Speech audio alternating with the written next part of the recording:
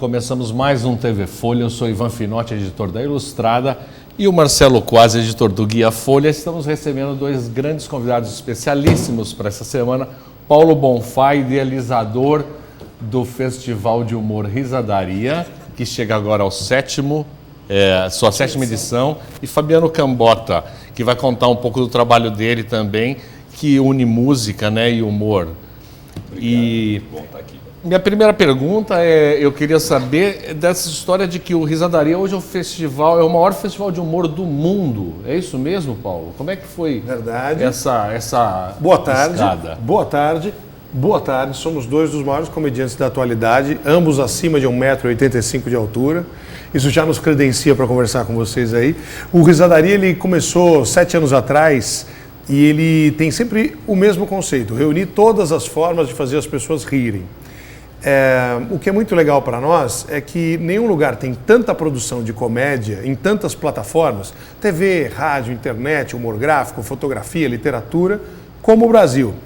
E quando você resgata essa potência de conteúdo e coloca todas as diferentes manifestações de comédia que o público bem conhece, do palhaço ao humorista de stand-up comedy, com o grupo de sketch teatral cômica, com o humorista que interpreta personagem, o imitador, o contador de piadas, o sujeito que improvisa, o mímico, o ventríloco, você acaba tendo uma miríade de artistas e que talvez você nem goste de tudo, mas certamente tem muita coisa que te faz rir. E aí o Brasil, em português, com brasileiros, fazer um movimento que traz maior quantidade de visitantes no mundo para acompanhar a sua apresentação, acho que é um traço da nossa cultura, do nosso DNA irreverente, gozador e que é simples de ilustrar. O Brasil é o país do rir para não chorar. A Copa do Mundo é aqui. O Brasil está no primeiro tempo tomando 5-0 da Alemanha, tem gente chorando na arquibancada e o meu WhatsApp recebendo piadas sobre a derrota que nem tinha terminado ainda. Foi pior, foi 7-1 no final. Né? Então, acho que a trajetória que nós traçamos até agora, ela é natural, se você considerar todos esses aspectos, mas foi uma relação tremenda. O Risadaria ele só acontece porque tem uma quantidade muito grande de colegas, de artistas que compram essa ideia de levantar a bola da comédia, de posicionar o humor como cultura, como traço mesmo brasileiro, e com a adesão do público. E, obviamente, com a simpatia dos veículos de comunicação, da crítica, que ajudam a amplificar esse movimento. Mas é uma caminhada árdua, séria, para fazer os outros rirem. E, por enquanto, estamos conseguindo. Como vocês se tornaram, no ano passado, o maior festival do mundo? Que conta foi essa? É de público ou é visitantes? De evento? Quantidade de visitantes. Até então, o maior evento de comédia no planeta acontecia no Canadá, chama-se Just for Laughs, está com 40 anos de existência. O Canadá tem uma tradição muito grande, né, de humor. Eu lembro já há alguns anos a TV a cabo começou a trazer muitos programas canadenses, não é? Isso é... Isso, Just for Laughs. Que produz pegadinhas, que produz stand-up. Lá, o Just for Laughs virou uma marca de uma empresa que produz programas de televisão, que empresaria artistas e organiza turnês. Mas eu tive lá acompanhando o festival e ele é muito anglo-saxão. Ele é muito voltado à apresentação, principalmente do stand-up comedy, mas ele não tem debates, exposições, cinema, programação infantil, oficinas, coisas que a gente promove durante o período do Risadaria. Porque o canadense não é o povo mais engraçadão do planeta também. Eles são o maior, ou eram o maior, por conta do idioma. Então, um evento feito em inglês no Canadá contempla mercado americano, australiano, britânico, sul-africano. Você fala inglês, você vai até lá e usufrui e participa. A gente aqui, fazendo em português com brasileiros em 6 anos, ultrapassá-los em quantidade de público, acho que mostra como é mais natural para o público nacional, né, para o público brasileiro, acompanhar e curtir as piadas, enfim, a história da comédia. Acho que o Risadaria também, por exemplo, a gente que é artista, é uma honra participar do Risadaria, mas talvez todo mundo entenda, todo mundo que participa, entenda que o Risadaria ele não é só um festival, ele é mais ou menos um impulso, um combustível anual que a gente dá para o humor. Porque ali você troca ideias, você vai ter contato com outros tipos de humor, com outros tipos de humorista, com gente que faz algo parecido ou gente que faz algo absolutamente diferente do seu. Outras coisas, além disso, você leva... reciclagem. É uma reciclagem. Você aproveita isso para juntar e você aglomera públicos que vão ter acesso a novos tipos de humor. E você fortalece. Eu acredito que sejam, a cada julho, ele funciona durante o mês inteiro, a cada julho a gente tem um impulso aí, a gente ganha um combustível que nos ajuda durante o ano inteiro, sabe? Muita gente nos conhece através do Risadaria e muita gente passa a ter contato com o humor através do Risadaria. É um para-raios, né? Para-raios de gente engraçada e acho que quebra a inércia, né? Às vezes pessoas que não frequentam teatro passam a frequentar através da comédia porque é mais acessível, é mais palatável, a pessoa, ela, ok, vamos lá, é uma coisa nova essa formação de plateia, mas é legal porque no Risadaria está todo mundo trabalhando. Mas eu costumo dizer que todos os comediantes estariam ganhando mais dinheiro se estivessem trabalhando em outro lugar naquele tempo que dedicam ao festival. Senão seria impossível fazer um festival. Reunir 400 artistas e grupos cômicos no mesmo período, na mesma cidade. Eles fazem com cachês menores para ser possível A chance de viabilizar o Risadaria é com todos os artistas, quase que considerando o que o Fabiano falou agora. Que ali é um movimento que vai levantar a bola da comédia. Não existe um sindicato de humoristas, né? Talvez institucionalmente o Risadaria seja uma forma de você dar peso para aquilo que cada um faz no seu dia a dia. Alguns trabalham em teatro, outros em TV, outros em internet, outros desenham, outros fazem música, alguns fazem mais do que uma única atividade cômica, mas quando chega o Risadaria a gente dá um outro peso. Antigamente eu digo, pouco tempo atrás, nem uma década, comédia era como se fosse a série B, a segunda divisão das artes. O cara falava em cultura, pensava em dança, música erudita, artes plásticas, o teatro dramático tradicional. O humor sempre parecia uma coisa fácil, todo mundo faz rir, você não precisa estudar para isso. E quando o Risadaria começa, a gente está num cenário em que o colunista mais lido no maior jornal do país é José Simão na Folha, a peça de teatro há mais tempo em cartaz é Trair e Coçar é Só Começar, que é uma comédia. Antes do Tropa de Elite, as maiores bilheterias do cinema, Se Eu Fosse Você 2, 4 filmes do Trapalhões na sequência, rádios com uma tradição muito grande de programas de humor. Então, tudo aquilo está aqui, né? Tá presente. Mas uma vez embalado, reunido, é que dá a dimensão de como isso é relevante, como o Brasil é o país da comédia, mais do que do futebol e do carnaval. Vocês conseguiram levar essa comédia na primeira turnê do Risadaria agora que aconteceu esse ano, né? Esse ano foi a segunda turnê, pela primeira vez em 2015 a gente itinerou. Foi uma experiência muito bem sucedida, já repetida nesse ano. E o Fabiano teve chance de se apresentar em várias das cidades, foram 10 cidades até chegar em São Paulo. E é muito legal porque o conceito do Risadaria é reunir numa única sessão artistas de estilos diferentes, sotaques diferentes e que não se apresentam juntos. Eles não estão em cartaz, eles não vão sair em turnê depois. É uma possibilidade. Uma reunião, né? Sobre o festival em si, a gente tem que parar para pensar que a comédia ela tem duas características que são muito precisas da comédia. A primeira delas, ela é muito mutável, assim. Ela é de uma dinâmica absurda. O que a gente achava engraçado há 2 anos não acha engraçado mais, sabe? É muito... Então, e a gente não tinha... Outra coisa, a comédia aumentou muito de 10 anos para cá, mas o Risadaria também passou a ser esse centralizador nesse sentido, a gente poder se ligar das coisas que vão fazer graça. É meio que um São Paulo Fashion Week, entendeu? Da comédia. O que vai ser engraçado daqui 6 meses? Uma Fashion Week com pessoas fora de forma. Normalmente, muito fora de forma. E a segunda característica, que eu acho que é legal também, é o seguinte. A gente usa o Risadaria também para levantar a bola da comédia. Porque a comédia, ela é uma vidraça fácil, sabe? Das pessoas atirarem pedras. É muito fácil. Entendeu? É meio que a hora também que a gente se reúne e discute isso, porque, obviamente, com bom humor, né? A gente precisa sair pela tangente, todas as vezes, da paulada que recebe, porque a comédia ela é a vidraça mais frágil que existe, porque a gente está falando qualquer coisa, para ela ser mal interpretada ou para ser julgada, enfim, ela é muito fácil. E nos últimos anos a gente teve vários exemplos disso que você está falando. Então, né? o Risadaria também serve para isso. De de mau gosto. Hoje, talvez não fosse engraçado fazer piadas contra o governo e parece que essa agora é. Então, em 6 meses a comédia muda sim. Muda. E talvez hoje vocês não tenham mais dificuldades ou não vão fazer, ou vão, piadas sobre a mulher bonita. Hoje já está se tornando um problema. Como é que funciona isso? Eu não diria dessa forma. Talvez você tenha uma interpretação diferente da minha até. Vamos ver como, né, a gente responde ao teu questionamento. Eu penso que são ciclos. E eu me lembro de vários ciclos que eu vivi com relação à política e lei eleitoral, o que pode e não pode dizer durante uma campanha. Depois, puxa, alguém falou alguma coisa sobre religião e aí é uma outra questão. No ano passado, um dos sobreviventes do Charlie Hebdo, o Laurent Sourizot, ele veio ao Brasil, ele teve inclusive num jantar com a gente antes de começar o Risadaria, e pensa na situação desse cara, um cara de um grupo que fez uma piada religiosa e eles foram assassinados, metralhados.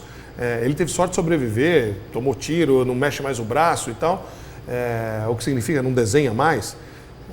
E falou, olha, nós lá, entre nós, nossas famílias estão traumatizadas, está todo mundo em estado de choque, a gente perdeu melhores amigos de encontrar todos os dias, mas nós vamos continuar, nós não vamos parar, porque se a gente parar, eles venceram. Isso não se trata de turrice, de pegar e falar assim, não, eu vou até o fim, né? Não é pirraça. É um pensamento diferente, né? Que é como eu respondo quando me perguntam qual é o limite do humor. Cada um tem um limite. Você tem o seu, eu tenho o meu. Cada um tem um limite e o seu próprio limite pessoal pode variar de acordo com a sua companhia, com o seu dia, com a fase da sua vida. Mas mesmo que eu ache a sua piada extremamente ofensiva e que depois eu vá querer te processar, nesse momento eu tenho que defender até a morte o teu direito de fazer a piada. Eu não posso censurar ela antes de acontecer. Óbvio, quem fala o que quer tem que arcar com as consequências e vai depois responder e, enfim, ter que ser responsável pelo que fez ou pelo que falou. Mas eu acho que se o comediante ele parte com o pressuposto de eu não posso falar sobre isso, mas sobre isso eu posso falar, o trabalho dele já não vai estar pleno e não vai chegar no limite. Eu também acho que a comédia ela tem, por natureza, a contestação. Porque a comédia, a piada, ela é a desgraça alheia, ou a sua. Mas você ri. Se alguém fala, eu te amo, você vai dar um sorriso. Mas se alguém tropeçar na sua frente, você quer a gargalhada. Então, a gente tem que parar para pensar também que todas as piadas do mundo, da história, do universo, elas são... Contra alguém. Contra alguém. Não existe humor a favor. Não existe humor a favor. Faça uma piada que me enalteça. Como eu faço isso? Eu faço uma para detonar o teu concorrente. Como jornalismo, mais ou menos, né? Então, as pessoas esquecem isso na hora de fazer da questão da piada. Só que a gente, é claro, hoje a gente brinca que comediante é meio a profissão de risco, né? Porque existe uma lógica que o politicamente correto está contra, e na verdade eu não acho que está contra o humor, não é isso. Eu não acho politicamente correto mal-humorado. É que a gente também está no início desse processo, a gente está demorando a entender como as coisas funcionam. E é óbvio que a gente vai testando e errando. A diferença é que o humorista, eu comento isso, o Neymar erra um pênalti, ele não vai deixar de ser um craque. O Messi chutou, isolou, bateu um tiro de meta no pênalti. Ele é o Messi, ele é o maior jogador de todos os tempos, não interessa. Às vezes um humorista erra uma piada ou erra o tom de uma piada. E é bem mais grave para o humorista errar o tom de uma piada do que para um jogador errar um pênalti. Porque ele passa a ser notado pelo erro e não pelos acertos que ele vinha cometendo. É muito normal isso. E às vezes ele errou tentando, é claro, ele errou ali, ó. Porque a gente está sempre trabalhando nesse limite, porque senão não vai ter graça. Arriscam mais, outros que outros arriscam mais, outros Isso é certeza. Você tem gente que provoca. Acho que a matéria-prima é sempre a mesma. O comediante ele sempre trabalha com observação do cotidiano e acho que o talento maior está na forma pela qual ele transforma uma referência que o público, a plateia, o espectador tem, o leitor tem em geral e consegue fazer aquilo provocar uma reação que é uma reação muitas vezes de reflexão. Algumas coisas ditas sob uma forma bem-humorada são mais bem percebidas do que falando sério, porque se tornam mais acessíveis e, opa, peraí, é verdade, esse cara ele está falando uma coisa engraçada, mas se eu parar para pensar, não faz sentido, por que isso... Vou pensar um exemplo prático, né? Eu me lembro de um colega nosso que, em um determinado momento, ele parava o show e falava assim: ontem eu fui a um toalete em que havia uma placa sobre o vaso sanitário dizendo proibido urinar no chão. Que tipo de pessoa vai a um banheiro, olha o vaso e fala: eu vou apontar para o outro lado aqui? É uma coisa que faz parte do dia a dia. Provavelmente a empresa tem aqui no banheiro, apague a luz, seque a mão, 2 folhas enxugam, etc. e tal, mas não precisaria ter essa reprimenda ou essa instrução. Ela passa a ser caricata quando você fala: poxa, se alguém teve que chegar ao ponto de dizer não faça, é porque acontece. Né? Tudo.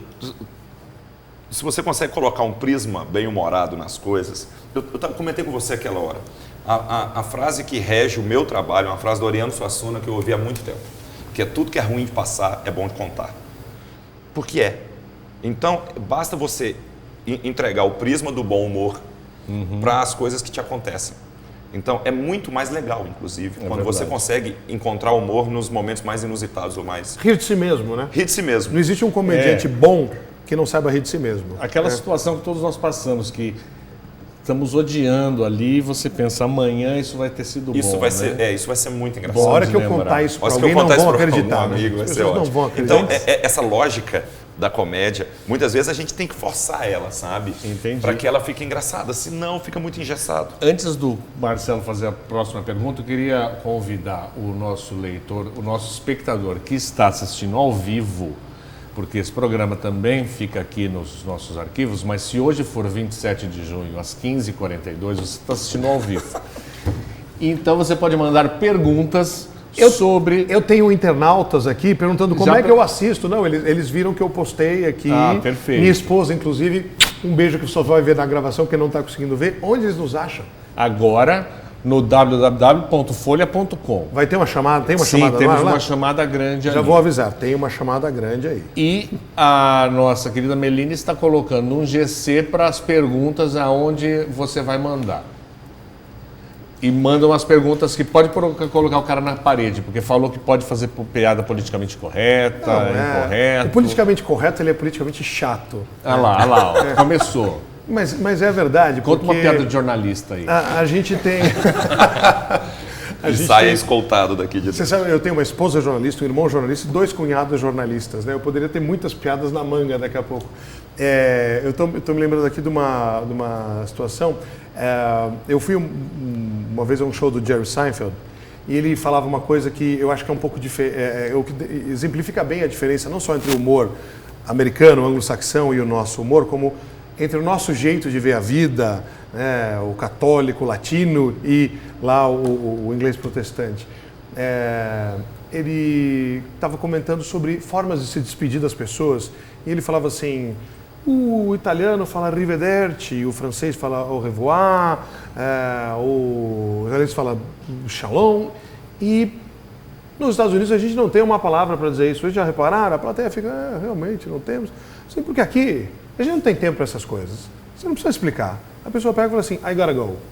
I gotta go. Você nem pergunta. He's gotta go, he's gotta go, he's gotta go. He went. Então é uma variação que a gente tem, porque existem piadas que rodam o mundo do jeito igual. A gente conta de português, o americano conta do polonês, o francês conta do espanhol. Ele pega o mesmo personagem, só troca as figuras, e tem outras situações que são personalíssimas de um grupo. São muito características. E talvez a gente, aqui no Brasil, tenha uma vantagem, porque o Brasil é continental, é muito diferente, e a gente consegue enxergar dentro do nosso próprio país um monte de características que basta você deslocar o lugar, ela fica muito engraçada. Sabe? A língua não é a mesma, a gente fala um português diferente. Eu preciso dizer uma coisa. Você está falando aqui uma das grandes personalidades da história do Paraguai. Sim. Fabiano Cambota. Eu inclusive, passa no Paraguai? Não, espera, aguarde. Você vai ver participações dos espectadores. Eu sou adorado no Paraguai. São vai ter que contar essa história para os espectadores e para os nossos entrevistadores. 3 processos do Paraguai. Eu fiz um vídeo para o Comedy Central. Eu brinquei com o Paraguai. Nada demais. Não ofendi, não falei nada demais. E aí... Falou só do uísque paraguaio. Exatamente, mas pô, isso não pode falar. Normal. Coisas que todo mundo fala, eles deviam falar também. Só que aí o vídeo vai pro YouTube e deu uma bombada no YouTube. A gente fica feliz até o vídeo atravessar o rio, né? Atravessou a ponte da amizade, o vídeo começou a me trazer vários Inimizades. Vários. E aí começou a bombar de mensagem. Bombar de mensagem. E aí tudo em espanhol. Né? Pera, ele descobriu de um dia para o outro, ele descobriu, nossa, Do todo nada. mundo também. Que demais! O meu Facebook é mó tranquilo, né, cara? E do nada, 2.000 mensagens numa tarde. Eu recebi 2.000 mensagens. Todas em espanhol. Todas começaram... Hijo de puta, todas. E aí os processos chegaram em casa. E eu fiz uma coisa que eu tô te falando, a gente tem que encarar com bom humor as coisas. Chegou o processo, fui preencher, inventei um CPF e mandei. E eu tô esperando a audiência, alguém virar para mim e falar que o meu CPF é falso. Porque eu vou transmitir ao vivo no Snapchat e falar assim, beleza, e o seu whisky? Eu quero ver qual vai ser a reação durante a audiência. A gente tem que encontrar o limite do humor. É que ele fez uma piada e um apresentador de TV em Assunção botou ao vivo no programa. O vídeo. Entendi. O cara me arregaçou. E já orientando, né? Veja Olha o que eles estão Exatamente, falando, não. papapá. esse cara vagabundo brigando com aí. estereótipo. O cara, é um absurdo que o cara fez, entendeu? E eu fui ameaçado de morte e tal, tinha umas mensagens. E eu cheguei à conclusão um dia, porque eu fiquei muito chocado no dia que aconteceu. Aí eu cheguei à conclusão, fui trocar ideia com os amigos humoristas, né? Aí eu cheguei à conclusão de que para ser um bom humorista no Brasil, você tem que ter um processo. E aí, como eu não tinha nenhum, eu ainda não tinha chegado... O processo, ele te faz elevar um patamar dentro do humor. Foi um upgrade. Foi um upgrade. São Eu já processos sou... falsificados, são do Paraguai. não vale de nada. Assim, então, eu tenho orgulho de dizer que agora eu sou oficialmente um humorista processado. Você também tem processo. Tem uma nação que me odeia. Não, mas eu fui ameaçado uma vez, eu comecei minha carreira no rádio, né, em 1991. Então esse é o meu 25º ano de carreira. Próximo, com os sobrinhos do Ataíde, no final dos anos 90, eu recebi na rádio, não era propriamente uma ameaça, mas era um questionamento de um quadro que nós produzimos para o rádio com uma banda que se chamava Xiitas Até a Morte. Era uma banda de rock, como várias que aconteciam na época, só que eles não tocavam nenhuma música, não falavam nada, e o vocalista da banda falou assim, aí galera, que é o cocô, isso aí! Só fazia isso. E aí veio da Federação Islâmica um ofício falando que o termo xiita estava sendo usado de uma forma ofensiva. E a gente usava xiita exatamente como a Folha usava, na capa do jornal, ala xiita do PT é contra o acordo, no sinônimo de radical, no sinônimo de extremista. Virou isso, certo momento, é verdade. E não com uma conotação religiosa de fato. Mas na época, por via das dúvidas, a gente falou, eles sabem quem a gente não sabe quem eles são, vamos mudar o nome da banda? Só por desencargo, né? Que não alterava nada no nosso trabalho de comediantes. Né? Mas dentro do Risadaria, a gente já teve dois episódios de dar o famoso tapa com luva de pelica na cara dos politicamente chatos. Numa ocasião, a gente realizou uma sessão de humor negro. E aí os seus colegas nos perguntavam, mas vai ser com piadas proibidas? Vai ser uma coisa provocante? Não, são só comediantes pretos se apresentando. O Hélio de la Penha é o anfitrião da noite, vai lá o Marcelo Marrom, o Thiago Carmona, o Luiz Miranda, artistas negros fazendo show, era uma sessão de humor negro. E a gente fez em 2012, portanto 4 anos atrás, em outro ano de Olimpíada, a Para-Risadaria, que era uma sessão com comediantes com defeito. Então, Geraldo Magela, que é um artista cego, ele era o mestre de cerimônias, e aí a gente tinha um cadeirante, um com paresia cerebral, um outro deficiente auditivo, e as pessoas se esborrachavam de rir, elas escorriam pela cadeira. Porque esses shows são feitos por eles, baseados neles mesmos. Exato. O Magela, ele começa o show dele falando, cego, eu quero né? começar aqui perguntando se tem alguém que trabalha no departamento de trânsito, etc., ou que projeta os cavaletes, porque eles são feitos para acertar o saco do cego. Toda coisa para você não parar a moto, não parar o carro, tal, me acerta no caminho. E daí, seguia o show.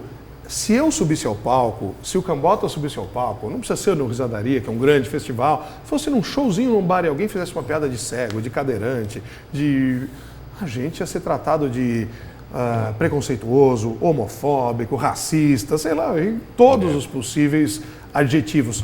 Quando, de verdade, eu fiquei muito feliz ao conhecer o Renato Aragão, e fala com ele, poxa, eu cresci vendo os Trapalhões para mim são uma grande referência. E se a gente pegasse a sinopse dos Trapalhões e apresentasse em uma emissora hoje, ou para ser moderno, levasse ao Netflix, alguém lesse aquilo e ia falar assim, como assim? É um cearense chamado de cabeça chata, é um negro que bebe, é um outro que é chamado de homossexual, todo episódio tem um quebra-pau, cadeirada na cabeça, não, isso aqui não pode. E durante, sei lá, quase 30 anos, gerações de brasileiros cresceram vendo isso e nos tornaram homofóbicos, racistas, preconceituosos, violentos ou Eu sempre questionei quem começou a fumar por causa do cigarrinho da Pan, sabe? Que é algo inimaginável hoje. Um cigarrinho de chocolate. Um cigarrinho de chocolate com um menino, tinham 2 menininhos, né? Tinha. Um negro, inclusive, um menininho negro, com o cigarrinho assim, ó. Mas quem, eu cansei de brincar, meus amigos cansaram de brincar. Quem começou a fumar por causa do cigarrinho da Pan? Não é possível que uma pessoa associe isso, sabe? Isso é impossível. Só que, cara, é tão inimaginável para hoje aquilo num supermercado. Não, eu vou te dizer que é imaginável, porque tem pessoas, esse é um episódio real, só não vou mencionar qual foi a empresa, mas em que eu, gravando um piloto de um novo programa de televisão, eu comecei o programa, como eu começo tudo que eu faço há muito tempo, falando salve, salve, tirem as crianças da sala.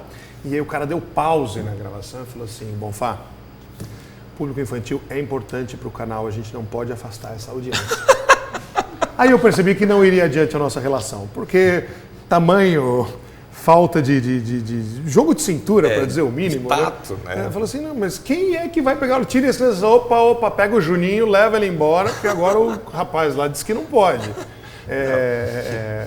Conseguiu estragar um gordão, né? É o politicamente correto, junto com o 880, né, o ferro e fogo, todas as expressões juntas ali para chegar no resultado. Essa lógica, assim, a gente não discute também se quem está errado, quem está certo, não é isso, sabe? Mas é aquela discussão sobre o direito de fazer ou não. Porque antigamente era muito simples, você mudava de canal. Você não gostou? Muda de canal, acabou, não precisa. Aí hoje as pessoas sentem a necessidade de, como 2.000 pessoas fizeram durante uma tarde, 2.000 paraguaios fizeram durante uma tarde, ir lá e trucidar a pessoa. Porque é engraçado, não adianta você só não gostar. Não, eu tenho que acabar virtualmente, pelo menos, que é onde eu tenho acesso. É que a tecnologia facilitou, né? Ficou tudo muito mais barato, fácil acesso. E só um detalhe, a gente falou do Paralisadaria, tem uma coisa legal que eu não queria esquecer de mencionar, caso o tempo passe, né? Pela primeira vez, na 7ª edição do Risadaria, a gente vai ter esse ano, por exemplo, uma sessão totalmente inclusiva.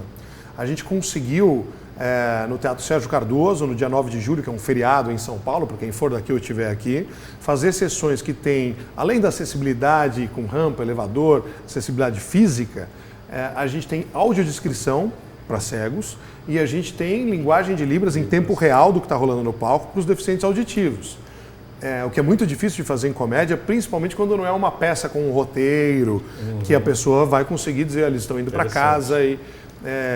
Porque era algo que a gente pensava, assim, por que tem que ser diferente? Não tem que ser diferente. Aliás, eu acho até que é um preconceito às avessas, né? Você pegar e falar assim, ai, coitadinho, olha, ele tem um problema, ele não consegue, não pode fazer isso. Legal, vamos botar ele lá no barco, vamos você dar risada, vamos estar junto, né? Aproveitando, fala. Vamos aproveitar e falar um pouco do evento que vai do dia 1º de julho ao dia 31 de julho. É isso aí. E tem gente que pensa inteiro que é só stand-up, né? Só apresentação stand-up. Mas tem uma série de atrações, né? Queria que você falasse um pouquinho mais das atrações. Tem tanto evento que eu estava olhando aqui que eu me perdi. Não, são muitas coisas, mas são... São mas tem sessões de cinema. 200 apresentações. Você não é politicamente correto, você imprimiu muito papel, você deveria usar o site e o aplicativo. Mas é legal falar disso, porque quando a gente pega alguém que por acaso não conheça o festival, eu costumo dizer que ele tem um pedaço que é a Disneylândia e um pedaço que é o Rock in Rio. Ele é o Rock in Rio no aspecto de ter muitos artistas diferentes ao mesmo tempo. Então, em 31 dias, a gente tem shows todos os dias, em vários horários. São 15 endereços em São Paulo, então é muita coisa. Alguns teatros e alguns shoppings, não é isso? Shoppings, o Comedians, que é um comedy club, que é onde ficam sediados os shows de stand-up. No Auditório Ibirapuera. Auditório Ibirapuera, Museu do Futebol. A gente está realmente geograficamente bem distribuído, para facilitar o acesso, porque em São Paulo, se você não tiver À mão a pessoa desiste, ela não vai, ela não chega, que horas acaba, como a eu maioria volto? desses shows é gratuito. A maioria é grátis. Como que a pessoa consegue esses ingressos? Tem que chegar uma hora antes ou como que funciona? Chegar. Não tem ingresso, Ela é só tem que chegar. Chegar na hora. Ela só tem que chegar. não Se tem ela nem chegar mais ingresso, cedo, chega e ela entra. fica mais perto. Se ela chegar mais tarde, ela fica mais longe, mas todo mundo está lá. Mas pelo tamanho que está se tornando, imagino que todos esses eventos lotem atualmente. Felizmente, sim. Não, e também tem os eventos pagos, né, Paulo? Para esses, para comprar o ingresso, é risadaria.com.br. Na programação do Risadaria, o que não é grátis? As apresentações em teatros, onde a gente tem limitação de capacidade. Mesmo assim, os ingressos eles são muito acessíveis. Eles começam em R$10 e vão até 50, né? Isso, comparando com o que você tem em cartaz de shows e espetáculos, tal, já é muito mais fácil, né, de conseguir acessar. O que a gente tem no Risadaria fora, né, dessa parte que pega do palhaço ao stand-up, então tem grupos de sketches, tem artistas musicais, tem imitadores, etc., que eu comentei, a gente tem um outro lado que são debates, oficinas, né, acontecimentos ao vivo com interação do público, e o lado do Disneylândia, ele é o lado das exposições. Então eu brinco, é como um parque de diversões. Bom, eu vou até o Conjunto Nacional, na Avenida Paulista, ou Shopping SP Market na Zona Sul, ou Tietê Plaza Shopping na Zona Norte, e eu escolho onde que eu quero começar. Eu tenho lá o melhor do humor da TV, do rádio, da internet, humor gráfico, fotografia, e eu posso passar horas lá sem botar a mão no bolso, né? Em tempos de crise, onde uma família pode passar uma tarde se divertindo sem ter que bancar um ingresso e tal. Desculpa, pode continuar. Essa é a nossa vocação, na verdade. Se pudesse ser tudo grátis, seria tudo grátis. Tem uma programação exclusiva para criança também, né? O Risadaria Kids. Como nós estamos no mês de julho, eu agora tenho filhos. O mais velho está com 3 anos, o menorzinho com 1 ano e pouco. São 2 estagiários do Estado Islâmico, como diz a minha senhora. Se eles ficarem em casa um mês inteiro, eles vão destruir a casa, né? Então o Risadaria ele tem uma função social para a família. Como a gente está fora do período letivo, a gente faz a programação infantil de domingo a domingo, horário de manhã ou início da tarde, para que os pais... E muitas vezes é o tio que leva 5 crianças, ou é o irmão mais velho que está com o menor. Na função explícita de cansar a criança. Estamos levando a molecada para ver uma coisa legal, para fazer alguma coisa sem, né, destruir nossa casa, nosso apartamento. E mais do que isso, na verdade, é formar plateia, né? Porque por ser comédia, a gente tem um lado voltado a ações sociais que trata com crianças jovens em situação de risco que não sabem nem com que roupa ir a um teatro. Nunca foram e não faz parte do universo deles e não viria a fazer se não tivesse alguma entidade, alguém trabalhando para modificar esse panorama.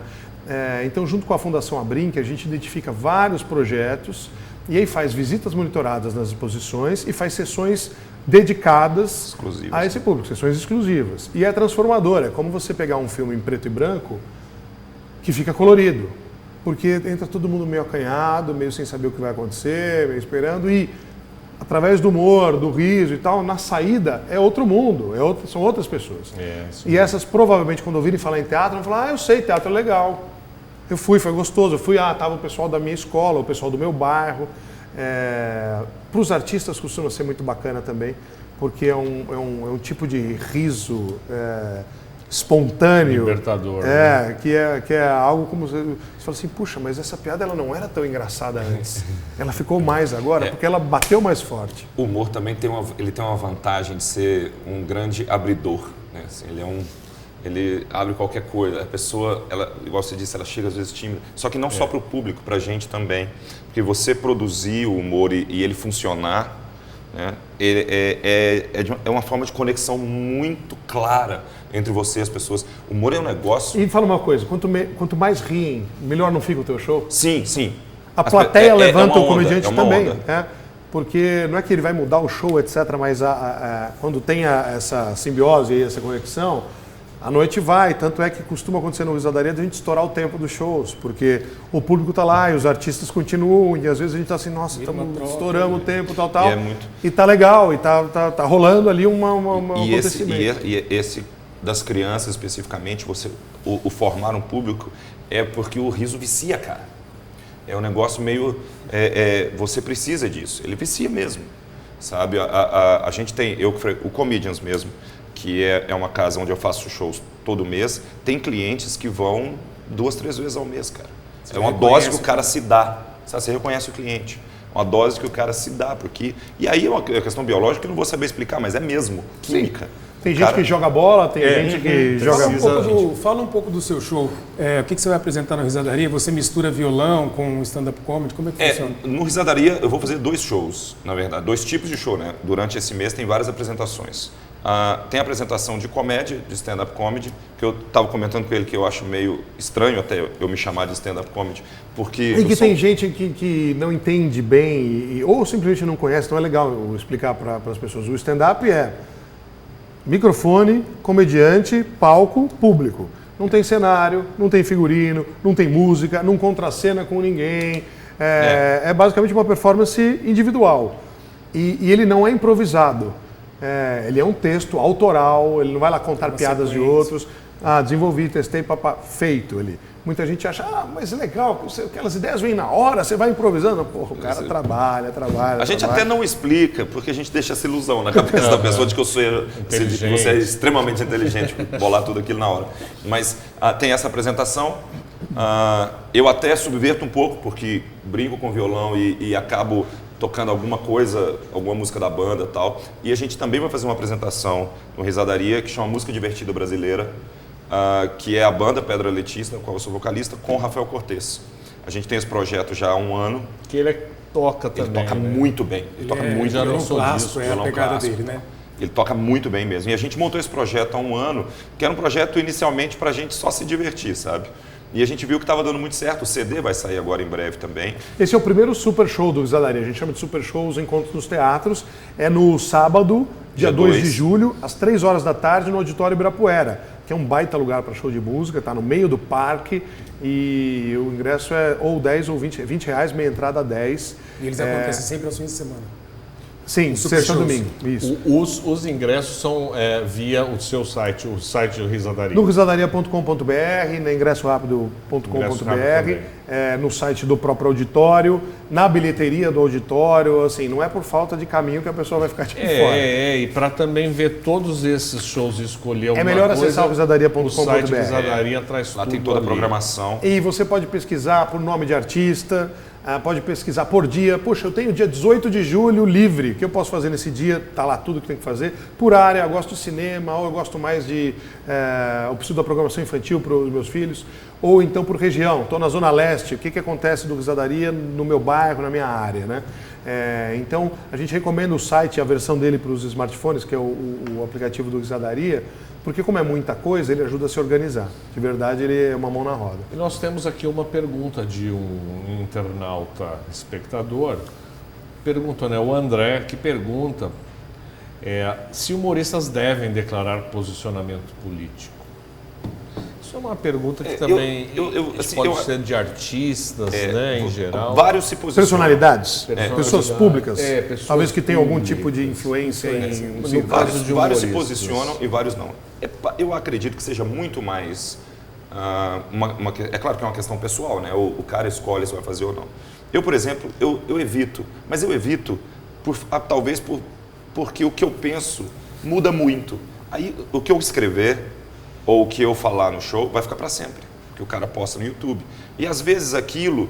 Dali acontece um fato novo e você desacredita no que você disse. Ou você se arrepende, porque todo mundo é assim, sabe? Só que nesse momento aquilo está eternizado e você passa a ser aquela pessoa para sempre. Entendi. Então por isso que eu evito. Eu evito por causa disso. Muita gente se posiciona e eu acho natural. É uma coisa normal. Eu entendo essa efemeridade, às vezes, né, de algo que você hoje considera de uma forma e amanhã muda de ponto. E eu acho que política no Brasil assumiu agora um status como o status da religião e o do futebol, né? Em que quase que se você não é a favor do meu ponto de vista, você está contra mim. É automático. E muitas vezes eu não estou nem a favor de você nem de você, eu estou pouco me lixando ou estou contra ambos.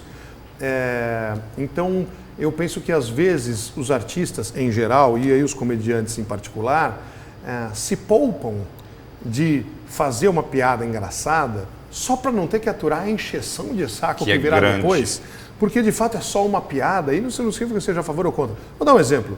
Eu fiquei 14 anos na MTV eu apresentava um programa chamado Rock Go.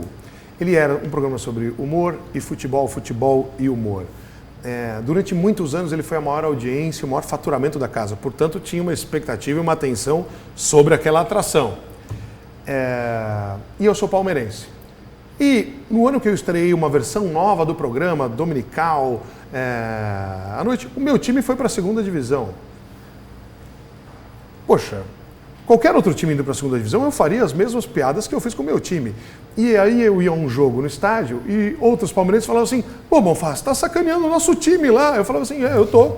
Nós estamos na segunda divisão, pô, tomara que a gente ganhe e saia da segunda divisão.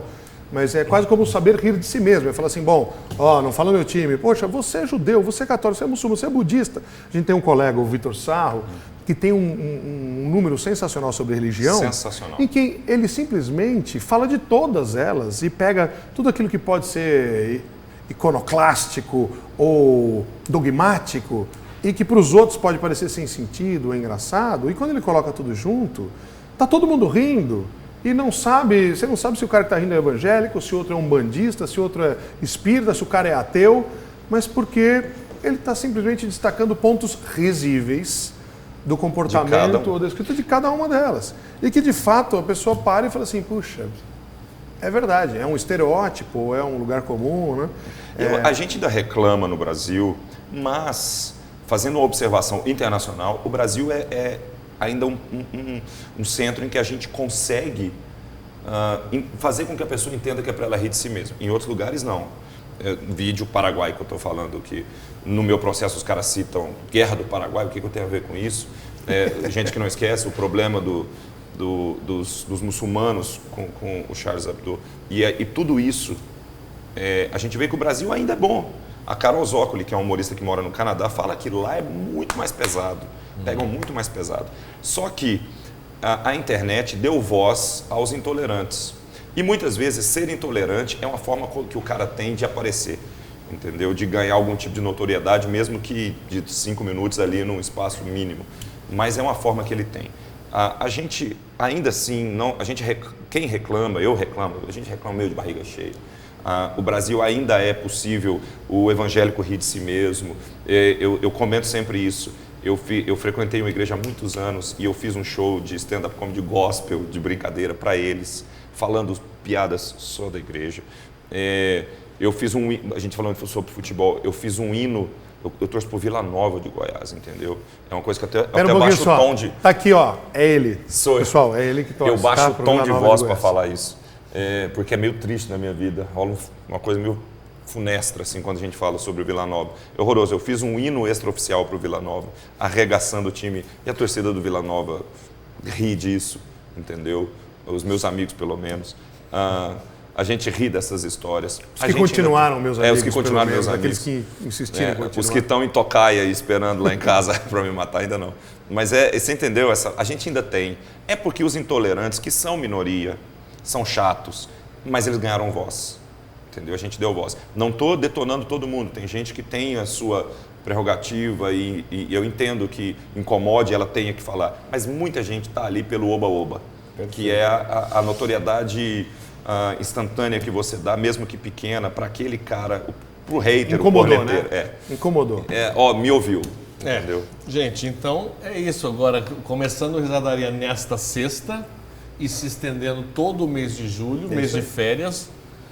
Você vai lá, você é espectador, para ver se é isso mesmo que eles falaram, ou se eles vão sair tomando pancada, ou se vai todo mundo sair rindo desses eventos, desses shows, desses stand-up comedies e tudo mais que eles prepararam. Eu posso primeiro agradecer a oportunidade de estar aqui com vocês e com vocês que estão aí, não estão aqui. Mas eu queria reforçar esse convite das pessoas romperem a inércia e entrarem no site do Risadaria e olharem tudo que tem lá. Tem muita coisa. Esse trabalho está feito. Sejam 500 mil ou 5 milhões de pessoas, ele está feito, ele está lá. Quero convidar vocês também, porque mais do que a gente ficar falando sobre essas questões, com o estilo de show ou como é o festival, vivenciá-lo é uma forma de entender por que se tornou o maior movimento de comédia do planeta e por que os artistas gostam de participar e por que o público encara de um jeito diferente, por que a gente consegue aglutinar as pessoas. É como se fosse um antídoto. Para quem está em São Paulo, especificamente, que já vive com a pressão segurança, trânsito, 1000 preocupações econômicas, você por algumas horas num dia ou por alguns dias do mês desopilar o fígado é a nossa função social. A gente ficou falando sério aqui, né? Mas a ideia é que as pessoas riam. Basicamente, Chico Anísio dizia o seguinte, ele inaugurou o primeiro Risadaria, cortando a fita vermelha na nossa primeira edição, né, em vida. Só existem 2 tipos de humor, o engraçado e o sem graça. Tudo que a gente discutir fora disso vai ser uma nuance aqui, outra nuance lá, mas se você achou graça, para você valeu. Se você não riu, eu posso te dizer que é a melhor coisa do mundo, mas se você não achou graça, não adianta. Ok, para você não valeu. Entendam o Risadaria como um patrimônio paulistano. Curtam, você que está em São Paulo, você que mora próximo, enfim, venham a São Paulo também, se quiserem. Eu acho que já é um patrimônio da cidade. A possibilidade de você ter espalhado nessa megalópole vários tipos de possibilidades de você aproveitar melhor seu dia, sabe? Então aproveite o mês inteiro, todos os dias, tem várias atrações. Não esqueça que dia 2 tem música divertida brasileira no auditório do MDB, no auditório do Ibirapuera, música divertida brasileira no MDB. E à noite eu faço música divertida brasileira à tarde com o Cortez e com a banda, às 3 da tarde. E depois suas participações. E depois à noite tem comédia. Tem mais lá comédia. No auditório. São 3 shows, acho, no mesmo dia. Bem legal. A programação pode vir no risadaria.com.br, é isso? Risadaria.com.br. Pode baixar o aplicativo grátis também, que facilita para quem tem smartphone. E acho que é muito legal aproveitar, não deixar para a última hora, porque onde a gente tem limitação de espaço, os ingressos, sim, eles se esgotam, né?